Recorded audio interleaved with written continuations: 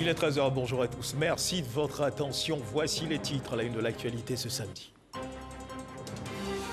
Un nouveau venu dans l'écurie de Air Côte d'Ivoire. La compagnie aérienne nationale a réceptionné un Airbus A320 flambant neuf, le troisième du genre. L'avion réceptionné a atterri sur le tarmac de l'aéroport Félix Houphouët-Boigny jeudi dernier en présence des responsables de Air Côte d'Ivoire et du ministre des Transports qui représentait pour l'occasion le chef du gouvernement, Ahmed Bakayoko. Entre détresse et espoir, enfants malades du cancer et parents d'enfants malades du cancer oscillent. Vivre la maladie, tout faire pour en guérir, cela demande une volonté à toute épreuve et surtout des moyens financiers importants. Notre reporter Salim Atoudia, à travers quelques familles rencontrées, nous fera vivre le calvaire vécu par ces familles dont les enfants sont frappés par le cancer. En République démocratique du Congo, un nouveau Premier ministre pour le pays. Son nom, Samalou Kandé Kyenge, âgé de 43 ans. Jusqu'à présent, celui-ci était directeur général de la société publique minière Gécamine. Samalou Kandé Kyenge fut ancien ministre des Sports de Joseph Kabila. Voilà pour l'essentiel. Oui, bonjour à tous. Ahmed Bakayoko, son Excellence, Monsieur le Premier ministre, est depuis jeudi dernier en France dans le cadre d'une visite médicale. Le chef du gouvernement séjourne depuis jeudi donc à Paris, dans la capitale française, pour des raisons de santé. À cet effet, le chef du gouvernement ivoirien effectuera une série d'analyses médicales. Il devrait par la suite observer un repos avant de rejoindre Abidjan, la capitale économique ivoirienne. L'information émane des services de communication de la primature de la République. Ahmed Bakayoko, le chef du gouvernement, d'ailleurs représenté par le ministre des Transports, Amadou Akone, lors de la réception d'un nouvel aéronef pour le compte de la compagnie aérienne Air Côte d'Ivoire. Il s'agit d'un Airbus A320 flambant neuf, le troisième du genre pour la compagnie nationale qui poursuit ainsi le renforcement de sa flotte aérienne. L'avion réceptionné a atterri sur le tarmac de l'aéroport Félix Houphouët-Boigny jeudi dernier en présence des responsables de Air Côte d'Ivoire, Jean-Louis Pambo. Il était 16h ce jeudi 18 février quand l'aéronef flambant neuf, floqué des insignes de Air Côte d'Ivoire, se posait sur le tarmac de l'aéroport international Félix Houphouët-Boigny d'Abidjan. Un A320 Neo du constructeur Airbus, commandé depuis 2014, qui rejoint et vient ainsi grossir la flotte de la compagnie aérienne nationale. Nous sommes partis de 3 machines en location à aujourd'hui 10 machines, dont 6 en propre. Aujourd'hui, cette machine, ce A320 Neo qui arrive, va compléter à 7 le nombre de machines acquises en propre par la compagnie sur les 10. Cette acquisition vient surtout renforcer les ambitions de l'industrie aérienne de la Côte d'Ivoire et le pays entend se doter des moyens à la mesure de ses ambitions. On peut faire les calculs en disant qu'en 2025, l'aéroport d'Abidjan sera fréquenté par 3 500 000 passagers. Or, cet aéroport actuel, il est fait pour seulement 2 millions de passagers. Donc nous plaidons donc que les travaux de construction du futur aéroport commencent dès maintenant, afin de fluidifier plus tard donc le passage des passagers. Pour l'heure, l'A320 Neo reste la principale fierté de la compagnie aérienne et des autorités ivoiriennes. Celles-ci ont réaffirmé leur soutien au plan de développement d'Air Côte d'Ivoire. Premièrement pour l'extension de l'aéroport, deuxièmement pour continuer à mettre en œuvre le plan de compétitivité d'Air Côte d'Ivoire. Combien de pays des zones ouest africaines et du centre disposent comme nous de compagnies nationales qui survivent au-delà de la 5e année de leur exploitation? La Côte d'Ivoire, incontestablement, est un exemple. Elle est en train de réussir son pari. Il y a sur le continent des compagnies qui peuvent réussir. Seul bémol, le nouvel aéronef est livré à une période où le transport aérien est en pleine crise. La pandémie de Covid-19 a en effet réduit de moitié les performances d'Air Côte d'Ivoire. La compagnie est passée de 750 000 passagers transportés en 2019 à 346 000 passagers en 2020. Et quittons les lignes aériennes pour celles terrestres. Les acteurs du transport routier, eux, sont sensibilisés au respect des mesures barrières contre la Covid-19, au basculement vers la professionnalisation de leur secteur et surtout à la lutte contre la surcharge des camions poids lourds. L'initiative est due au conseil du patronat des entreprises de transport routier de Côte d'Ivoire. Cette campagne de sensibilisation s'est déroulée dans la commune d'Atekoubé en présence des conseils des transports routiers du Niger, du Burkina et du Mali. Les détails avec Dangui. À la gare de camions poids lourds de la commune d'Atekoubé, Karim surveille l'entretien de son moteur pendant que son camion charge. Il est un habitué des surcharges. Normalement, 35 litres. C'est 35 tonnes, mon camion est autorisé à prendre. Mais avec certains bagages, on va jusqu'à 40 tonnes. Voilà, souvent, on va 40. Dégradation de la chaussée, du matériel roulant, risque d'accident de la circulation. Les conséquences de la surcharge des camions poids lourds sont énormes et coûteuses selon les experts, a rappelé Diaby Ibrahim, le directeur général du Haut Conseil du patronat des entreprises de transport routier de Côte d'Ivoire. Les autorités, en collaboration avec ce Haut Conseil, ont déclaré la guerre à ce phénomène depuis quelques années avec des batailles gagnées. Nous sommes partis donc du combat contre l'extrême surcharge et nous sommes venus conformément donc aux recommandations de l'UEMOA au combat pour obtenir les 40% de tolérance. Et de 40% de tolérance, nous sommes passés à 25% de tolérance. À 20% de tolérance, nous nous acheminons aujourd'hui vers 15% de tolérance. L'idée de la communauté, c'est d'aller à 0% de tolérance. Autre point au menu de cette campagne, la sensibilisation au respect des mesures barrières et l'annonce du basculement progressif vers la professionnalisation du secteur des transports routiers. Pour être transporteur désormais en Côte d'Ivoire, il faut être constitué en société de transport. C'est pour les nouveaux entrants. Pour ceux qui sont déjà en exercice, il est question que progressivement, ils puissent muter de l'informel au formel en devenant des entreprises de transport. La campagne d'information et de sensibilisation du Haut Conseil du patronat des entreprises de transport routier de Côte d'Ivoire va durer 1 mois et s'étendra sur toute l'étendue du territoire national. Et on ne le dira jamais assez, il faut continuer de respecter les mesures barrières. De nouveaux cas de contamination sont enregistrés chaque jour. La maladie continue de gagner du terrain. À suivre dans un instant le point de l'évolution de la maladie en Côte d'Ivoire.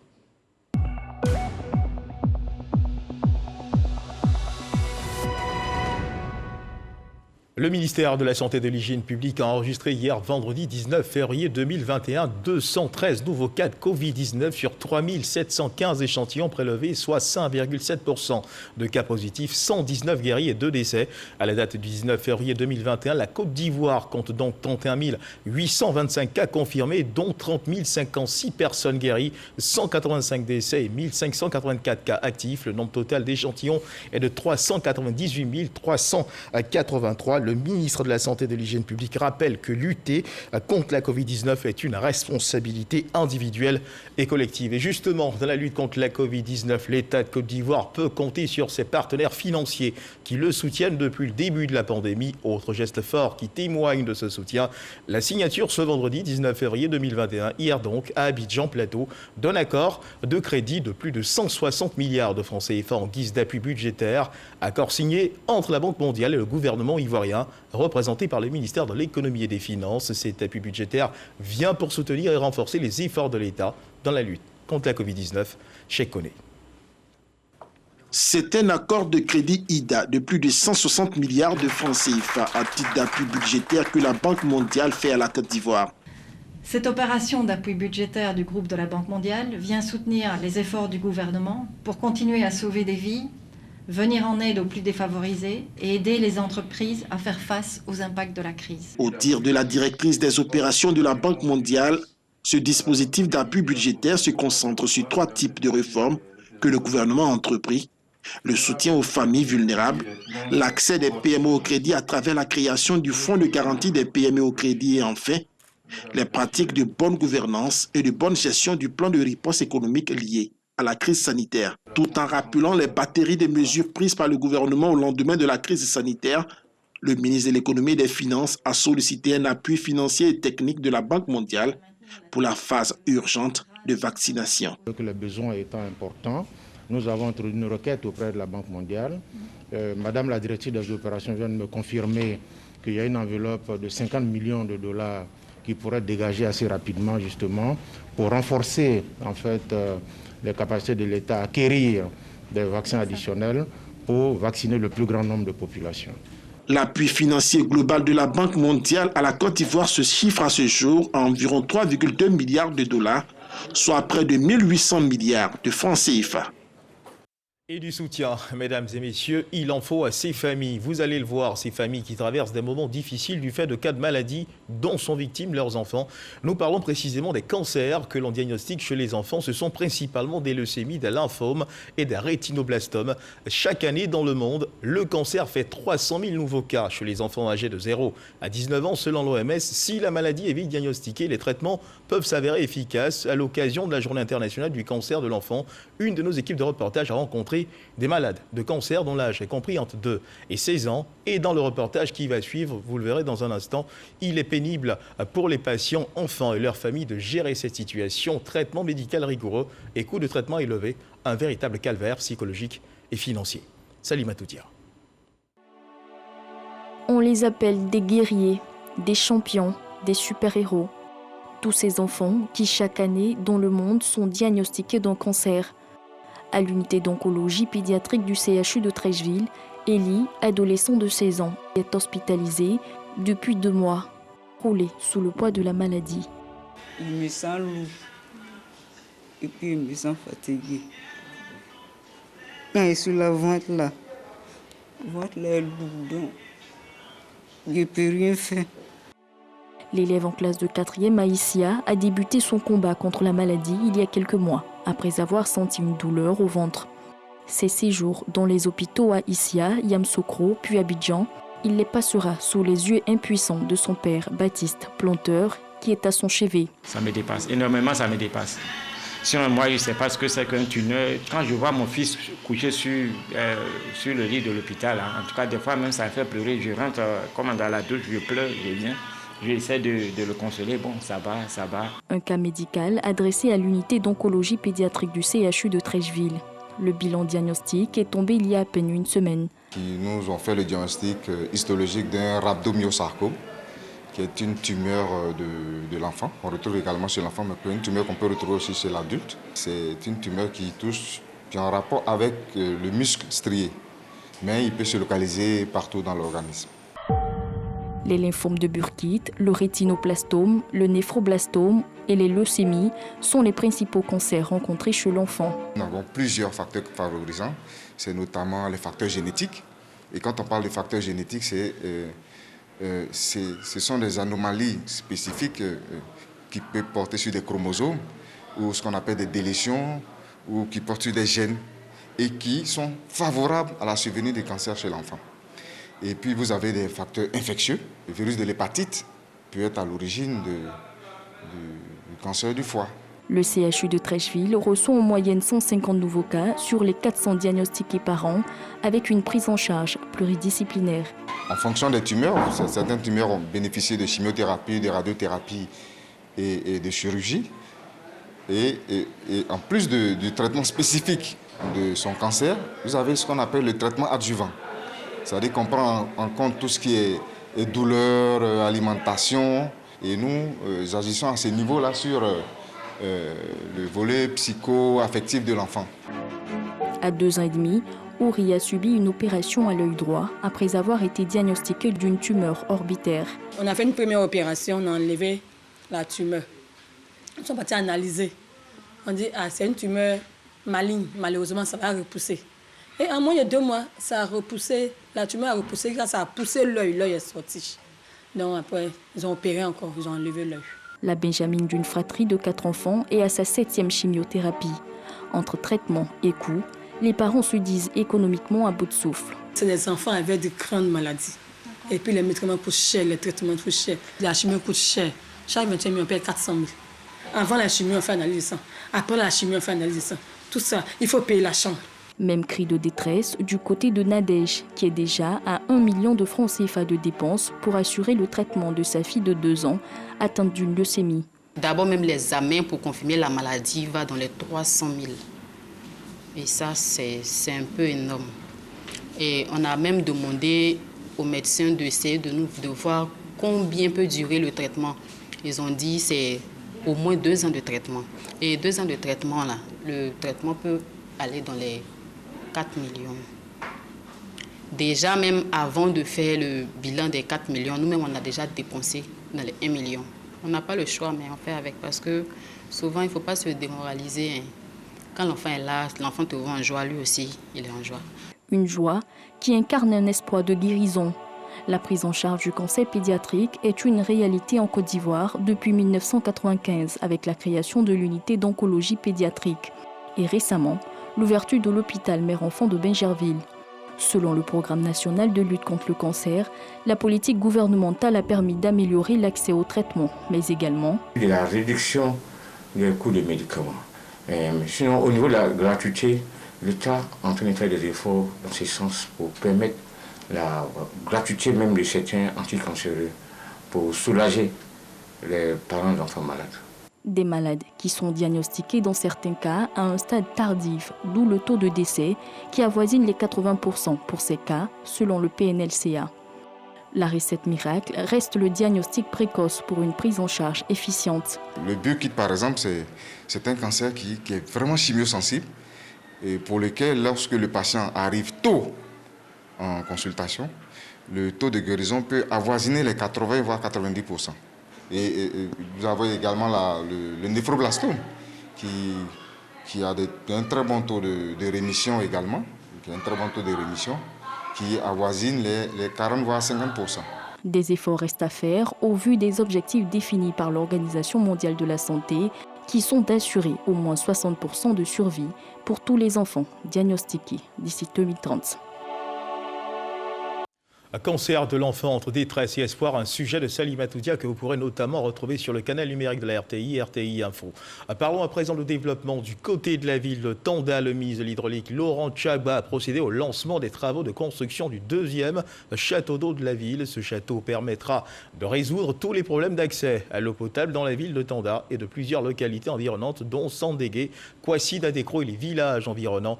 Coût des travaux de construction de ce château d'eau et des infrastructures à réaliser pour son approvisionnement, un peu plus de 20 milliards de francs CFA pour un délai de 24 mois. Herman Yamia. Ce château d'eau que voici, d'une capacité de 200 mètres cubes jour, a été construit depuis 1973 pour alimenter la ville de Tanda en eau potable. Avec l'explosion démographique, la capacité de cet ouvrage a été très vite dépassée. Conséquence, les robinets de la ville sont régulièrement secs, obligeant ainsi les populations à se tourner vers les puits ou à parcourir de longues distances pour disposer d'eau potable. À travers ces coups de pelle donnés ici par le ministre de l'Hydraulique et celui de l'Agriculture et du Développement rural, les difficultés d'accès à l'eau potable des populations et sous-préfectures environnantes seront bientôt qu'un lointain souvenir. C'est les bidons de 25 litres que nous chargeons dans les puits, dans les tricycles, pour se promener dans la ville de Tanda, dans les puits. Souvent, même ceux qui ont les puits nous chassent pour nous dire que quand on a nos robinets, là, ils ne viennent pas là-bas. Donc, il ne faut pas, on va aller vider leur eau. Donc, vraiment, c'est un sentiment de joie. Ce projet, d'un coût global de 20 milliards 54 millions de francs CFA, permettra de régler les problèmes d'eau potable de Tanda, de Sandégué, de Kwasi Datekro et des localités environnantes. Les villes qui connaissaient des déficits chroniques, le président a instruit de pouvoir les traiter. Nous avons décidé de les traiter par un projet qu'on appelle 12 villes. Et parmi ces 12 villes, il y a Tanda. Ce projet consistera en la réalisation de plusieurs infrastructures hydrauliques, dont les plus saillants sont entre autres la construction d'une station de prise d'eau brute de capacité 280 m3/h, la construction d'une station de traitement de 280 m3/h, la construction de 2 nouveaux châteaux d'eau, dont un de 500 m3 jour dans le village de Komambo et l'autre de 1000 m3 jour dans la ville de Tanda. L'organisation non gouvernementale internationale TechnoServe veut contribuer au développement de l'entrepreneuriat des jeunes et des femmes avec en ligne de mire une contribution forte et substantielle aux efforts importants de l'État de Côte d'Ivoire pour l'atteinte des objectifs de développement durable ODD. Volonté affirmée au cours d'un point de presse animé par les responsables de cette ONG. Astou Touré nous en parle. Dans le cadre de la mise en œuvre de la composante Côte d'Ivoire du programme panafricain pour le développement de l'entrepreneuriat des jeunes, 300 jeunes du district d'Abidjan bénéficient de financement. Je participe au projet CityPaid qui m'a vraiment appris beaucoup aujourd'hui. Et grâce à ça, j'ai pu quand même quand même voir certaines choses que je trouvais peut-être anodines à ma boutique. Ce programme 4 consiste tout simplement à accompagner les entrepreneurs et les jeunes à devenir, je dirais, indépendants, à croître dans leurs différentes activités, à motiver, à être des sources, je dirais, de motivation dans le développement d'entreprises locales et de grandes entreprises de demain. En Côte d'Ivoire, ce programme permettra à terme de renforcer les capacités, d'apporter une assistance technique et de connecter pour l'accès au financement de plus de 500 femmes et jeunes entrepreneurs dans le secteur du commerce de détail des produits manufacturés des districts d'Abidjan et de Yamoussoukro. Ce sont un peu plus de 65% de filles qui sont bénéficiaires de ce projet. De toute évidence, c'est donc que ce projet contribuera très certainement à augmenter l'autonomisation de la femme. Depuis octobre 2020, Technoserve a lancé, avec l'appui financier de ses partenaires, la 4e phase du programme Pan-African Youth Entrepreneur Development dans 4 pays, dont la Tanzanie, le Kenya, la Côte d'Ivoire et le Nigeria.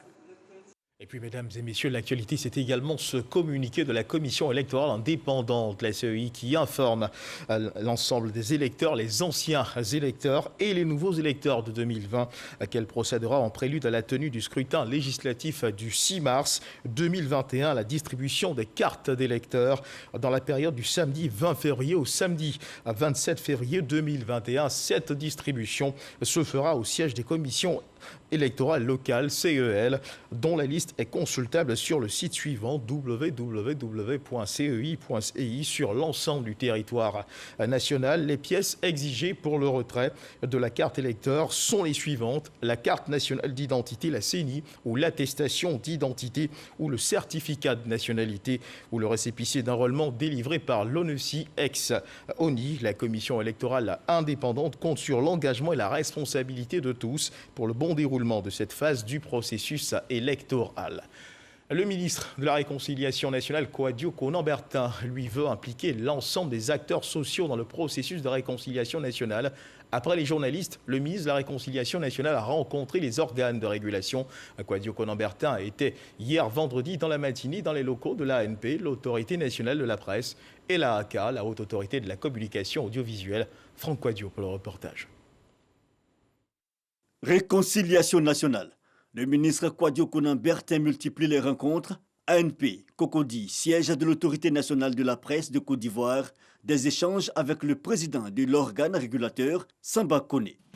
C'est notre mission à nous ici à l'ANP de veiller à ce que justement les professionnels du secteur des médias, presse écrite et production numérique, de travailler selon les normes, à savoir la loi 2017-867 et le code de déontologie qui régit le secteur.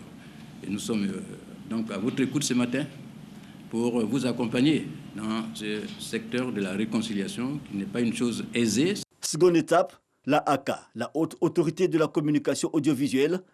Maître René Bourgoin, le président, reçoit Kouadio Konan-Bertin. Nous jouons notre partition pour que la réconciliation que vous avez à conduire, à mener, à faire aboutir, que cette réconciliation-là aboutisse. L'AAK veille véritablement à ce que l'équité soit admise. Le ministre de la Réconciliation nationale satisfait de ces différentes rencontres. Il s'agissait, après les journalistes récemment, d'impliquer tous les chaînons du dispositif des médias en faveur de l'effort national de réconciliation. La presse tient une place de choix dans ce processus. Quand on a fini de parler avec les patrons de presse, il me semble qu'il faut également prendre langue avec toutes les autorités nécessairement en charge de la régulation. Ce matin, nous sommes venus donc pour faire un tour d'horizon, nous accorder sur ce qu'il y a à faire en cette période-ci de paix que nous avons choisi parce que la réconciliation, il faut se le dire, elle s'impose à nous. Engagés en faveur de la cause, les acteurs de la presse, mais aussi délivrer un message.